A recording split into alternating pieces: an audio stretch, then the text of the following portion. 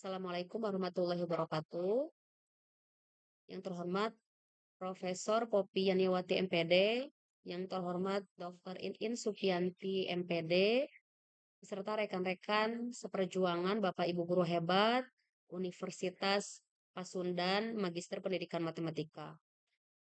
Saya Noni Warisnan di sini akan memaparkan proposal tesis saya yang berjudul Optimalisasi Representasi Matematis dengan Model Pembelajaran Kreatif Problem Solving ditinjau dari tingkat literasi numerasi siswa. Ringkasannya, optimalisasi representasi matematis menjadi tantangan utama dalam pembelajaran matematika.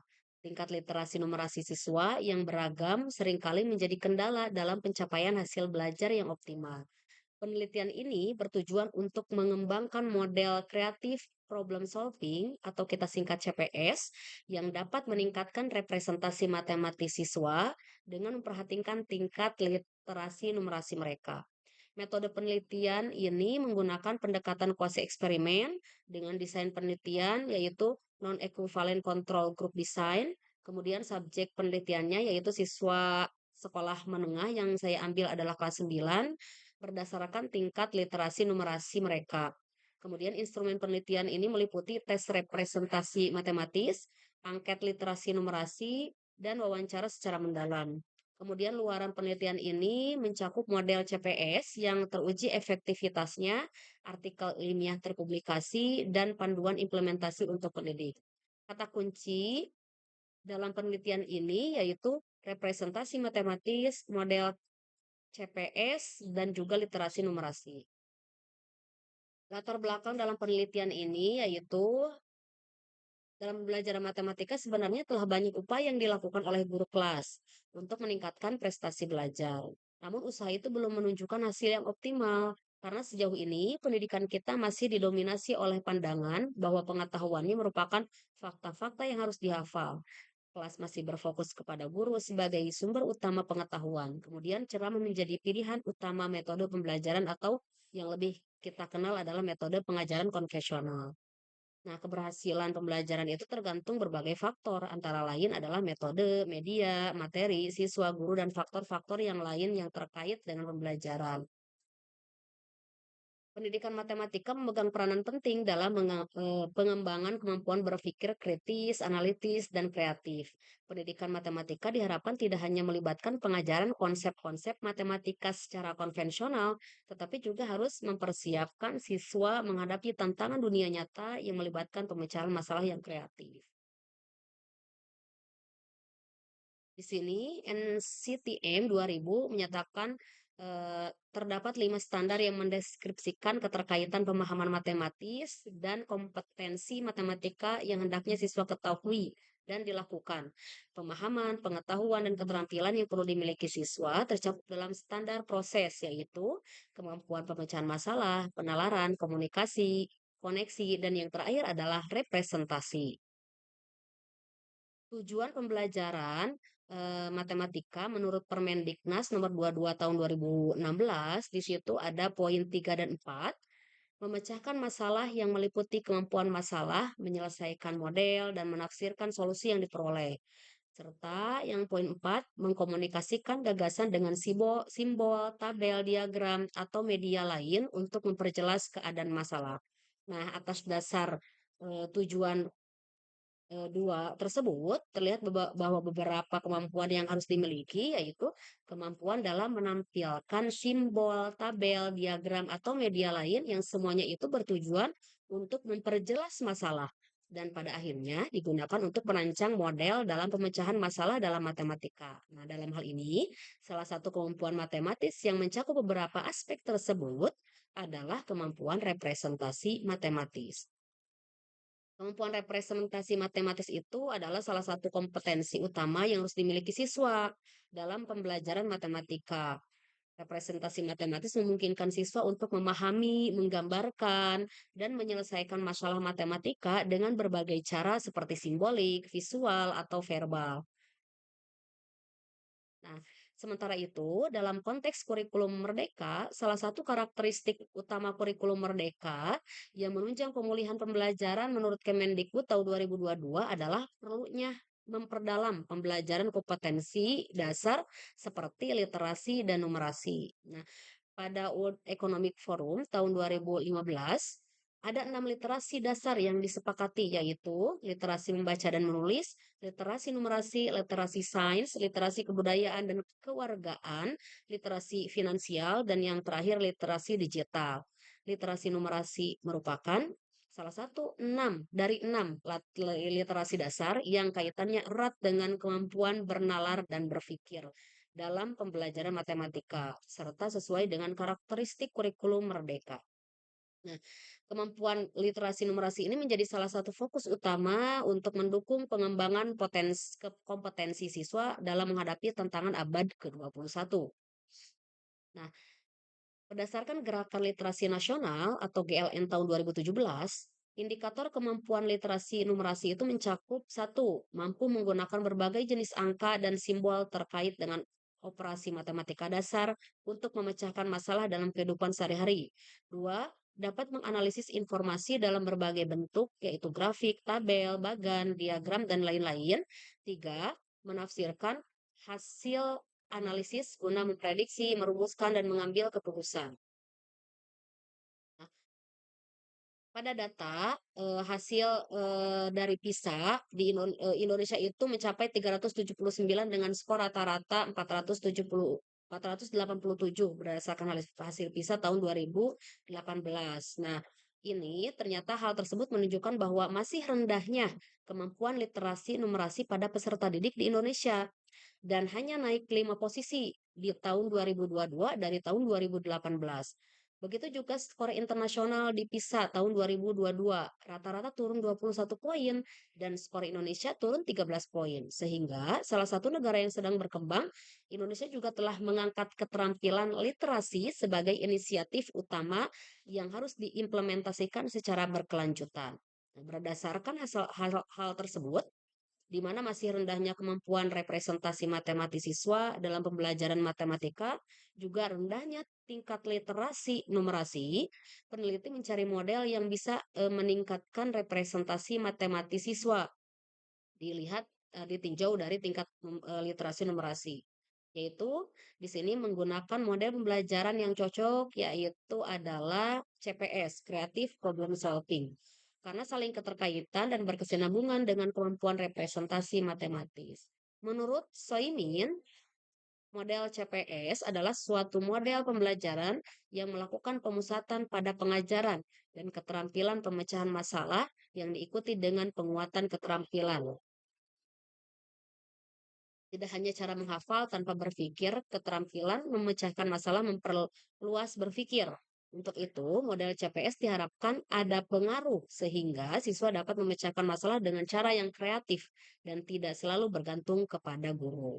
Jadi, salah satu pendekatan yang dapat digunakan untuk mengoptimalkan representasi matematis adalah melalui model CPS. Nah, rumusan masalah di sini ada dua, yaitu yang pertama, bagaimana pengaruh model CPS terhadap kemampuan representasi matematis siswa.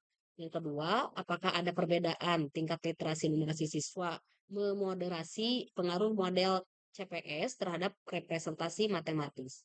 Nah, yang ketiga ada pendekatan dan strategis pemecahan masalah. Pendekatan yang telah dirumuskan dalam penelitian ini ada pendekatan CPS. Pendekatan ini biasanya melibatkan proses sistematis yang mencakup identifikasi, eksplorasi ide, pengembangan solusi, evaluasi, dan refleksi. Kemudian, pendekatan representasi matematisnya yaitu representasi verbal, representasi simbolik, dan representasi visual atau pemanfaatan grafik, diagram, tabel, atau gambar. Yang terakhir, pendekatan konstekstual, yaitu menghubungkan masalah matematis dengan situasi dunia nyata dan meningkatkan relevasi dan pemahaman siswa. Dan memberikan konteks yang bermakna sesuai tingkat literasi numeratik siswa sehingga pembelajaran menjadi lebih adaptif.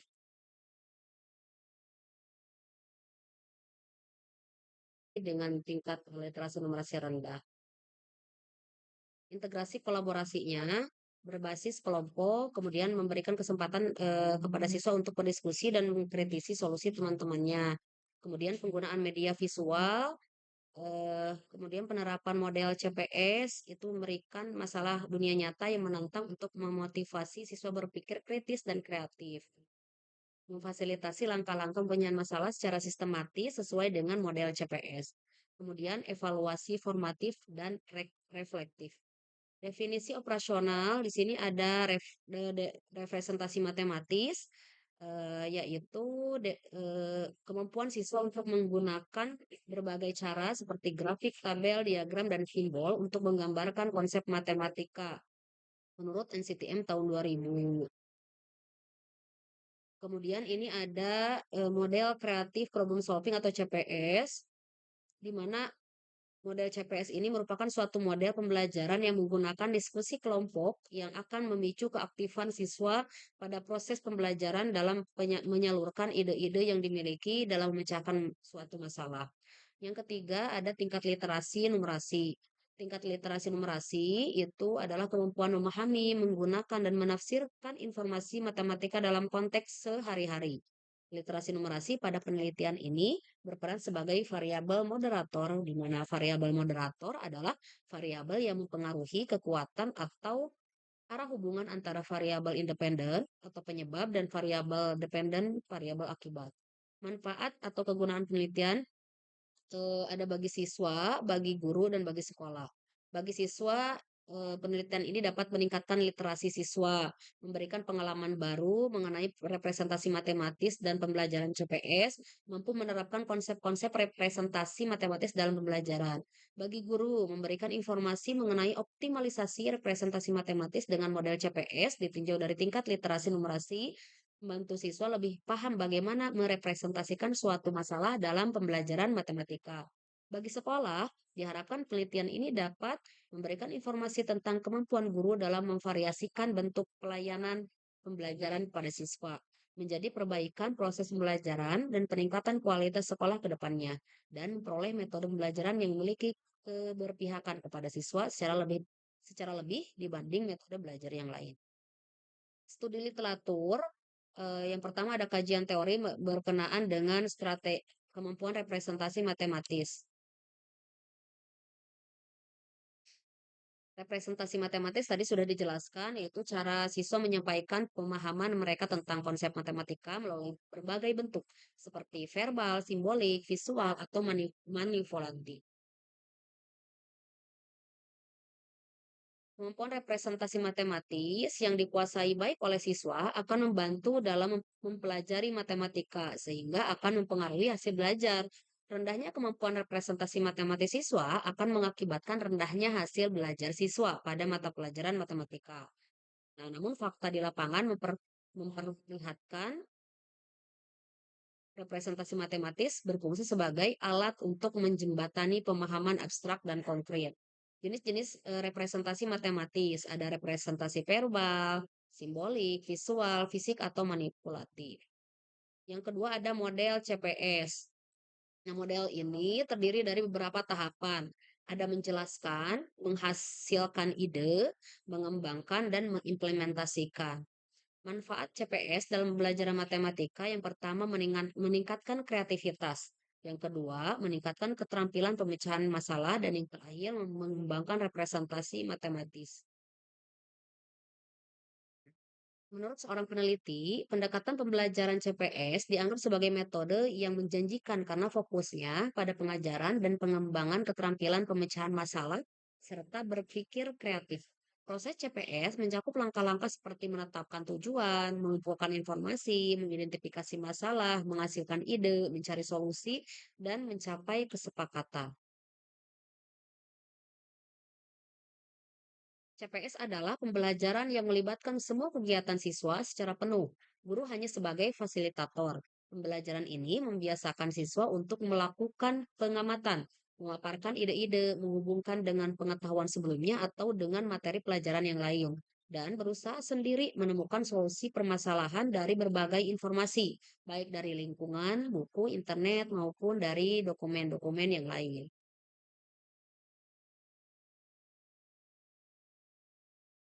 Nah, selanjutnya ada literasi numerasi, yaitu kemampuan yang signifikan pada era modern, terutama dalam konteks pendidikan.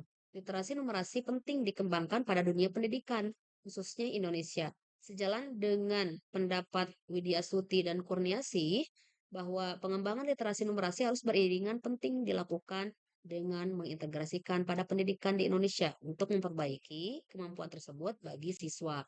Literasi numerasi dapat menumbuh kembangkan berpikir logis dan sistematis untuk memahami, menganalisa, dan memecahkan masalah dengan menggunakan pengetahuan matematisnya jika diintegrasikan dalam proses pembelajaran yang efektif. Literasi numerasi didefinisikan sebagai kemampuan individu untuk menerapkan konsep dan keterampilan matematika dalam menyelesaikan masalah sehari-hari. Nah, di sini ada beberapa cakupan komponen utama dari literasi numerasi, yaitu ada pemahaman bilangan, pemecahan masalah, kemudian interpretasi data, dan pemikiran kuantitatif.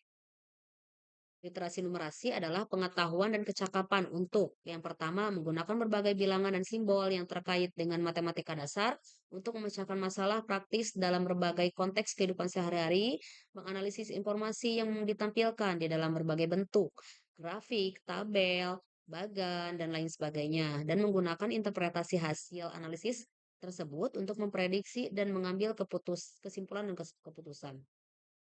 Di sini ada beberapa penelitian yang relevan. Yang pertama ada judulnya yaitu analisis kemampuan problem solving ditinjau dari representasi matematis pada materi SPL-DEVI. Nah, di sini yang saya lihat adalah representasi matematisnya. Di sini hasil dari penelitian itu adalah Nah, menunjukkan bahwa siswa menguasai tiga representasi matematis, mampu menyelesaikan suatu permasalahan berdasarkan tahapan problem solving. Berarti artinya dapat disimpulkan bahwa representasinya meningkat. Kemudian yang kedua, penelitian yang berjudul Pengaruh Model CPS terhadap Kemampuan Multi Representasi Matematis pada siswa dengan materi himpunan di SMP Negeri 12 Sangkawang. Nah, hasilnya adalah adanya perbedaan kemampuan multi representasi matematis secara signifikan pada kelas yang diajarkan dengan model CPS dan yang diajarkan dengan model pembelajaran langsung. Kemudian analisis ketuntasannya meningkat mencapai lebih dari KKM. Kemudian analisis observasi menunjukkan aktivitas belajar siswa secara keseluruhan tergolong aktif. Yang ketiga ada Hoirunisa dan kawan-kawan.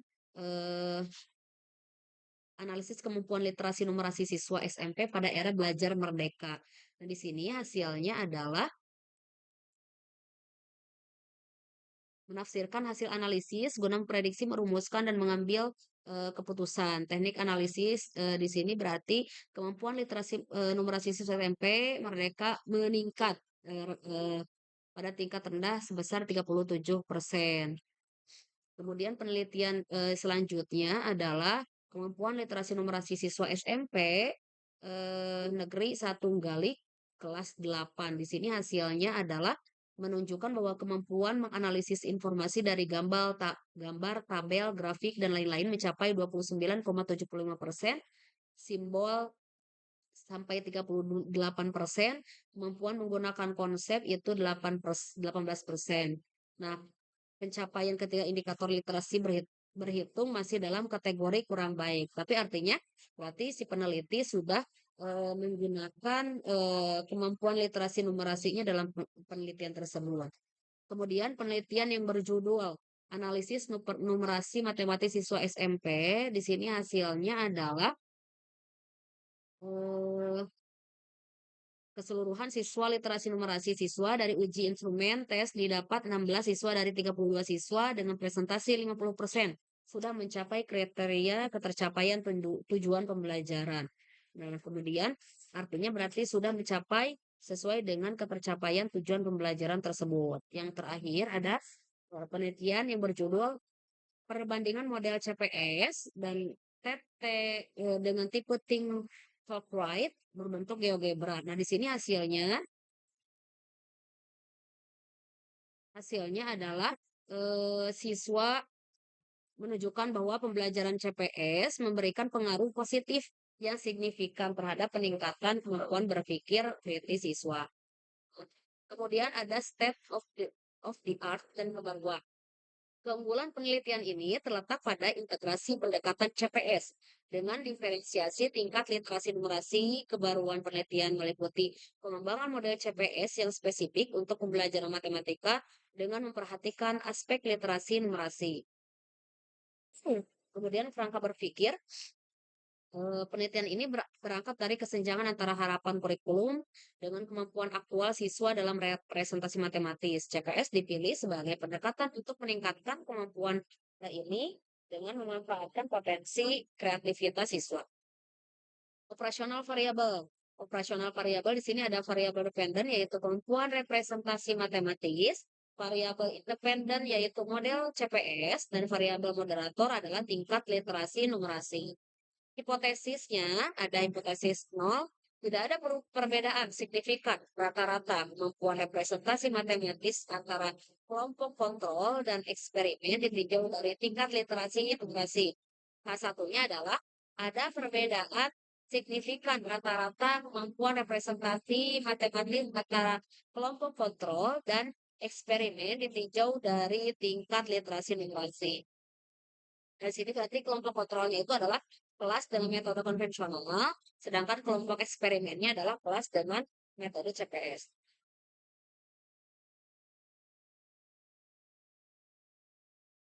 Metode penelitian ini dan metode dan desain penelitian pada proposal tesis ini yaitu metodenya menggunakan kuasi eksperimen, sedangkan desain penelitiannya menggunakan non-equivalent control group design. Nah, bisa Bapak Ibu lihat di tabel ini bahwa kedua kelas di, digunakan tes representasi yang sama, kemudian perlakuan yang berbeda. Eksperimen digunakan model CPS dan kontrol dengan model konvensional. Kemudian populasi dan sampelnya, populasi siswa sekolah menengah, sampelnya adalah siswa kelas 9 yang dipilih secara purpose sampling berdasarkan tingkat literasi numerasi rendah, sedang, dan tinggi. Untuk teknik pengumpulan data dan instrumen penelitian, teknik pengumpulan data itu sama dengan tadi menggunakan tes kemampuan representasi matematis dan angket literasi numerasi. Nah, kemudian instrumen penelitiannya eh, yaitu berproses dari uji validitas, reliabilitas, indeks keseparan, dan daya pembeda. Itu bisa Bapak Ibu lihat di sini. Ini saya menggunakan rumus-rumus yang seharusnya mungkin tidak usah. Nanti akan saya rubah kembali. Kemudian juga, nah di sini ada analisis data, di mana analisis data itu saya menggunakan uji T, uji regresi, dan ANOVA. Sama ini pun menggunakan rumus-rumus. Nah, di sini yang terakhir ada diagram alur atau diagram prosedur penelitian. Bisa Bapak Ibu lihat di sini ada mulai dari tahap persiapan, kemudian persiapannya ada studi literatur, penyusunan instrumen, validasi instrumen, dan penentuan sampel dan lokasi. Kemudian pelaksanaannya ada pretest, kelas eksperimen dan kontrol, kemudian pemberian perlakuan pada eh, kelas eksperimen dengan model CPS, kemudian pembelajaran konvensional pada kelas kontrol, dan ada post-test kelas eksperimen dan kontrol sambil di sini peneliti menyusun laporan. Kemudian analisisnya itu yaitu hasil pengumpulan data, pretest, post-test, dan literasi, kemudian pengolahan datanya, analisis statistiknya, kesimpulan dan saran. Sehingga peneliti menyusun laporannya selesai. Di sini ada jadwal penelitian. Jadwal penelitiannya itu dimulai dari studi literatur dan penyusunan proposal di minggu ke-1 sampai ke-4. Validasi proposal dan revisi minggu ke-5 sampai dengan ke-6. Penyusunan instrumen penelitian bisa Bapak Ibu lihat di sini. Ada uji coba instrumen, revisi instrumen berdasarkan hasil uji coba, pengambilan data awal, pretest, implementasi model CPS, berarti berbarengan dengan konvensional di situ, pengambilan data akhir, post-test, analisis data, penulisan laporan penelitian di minggu ke-20 sampai dengan ke-21, penyusunan artikel ilmiah minggu ke-22, seminar hasil penelitian minggu ke-23, dan revisi laporan di minggu terakhir minggu ke-20. Ini daftar pustakanya, bisa Bapak Ibu lihat di sini.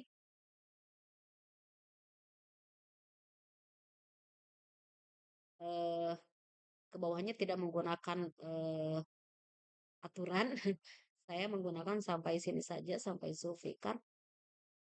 Bapak Ibu, mungkin itu saja pemaparan yang dapat saya sampaikan. Terima kasih eh, atas perhatiannya untuk melihat video saya.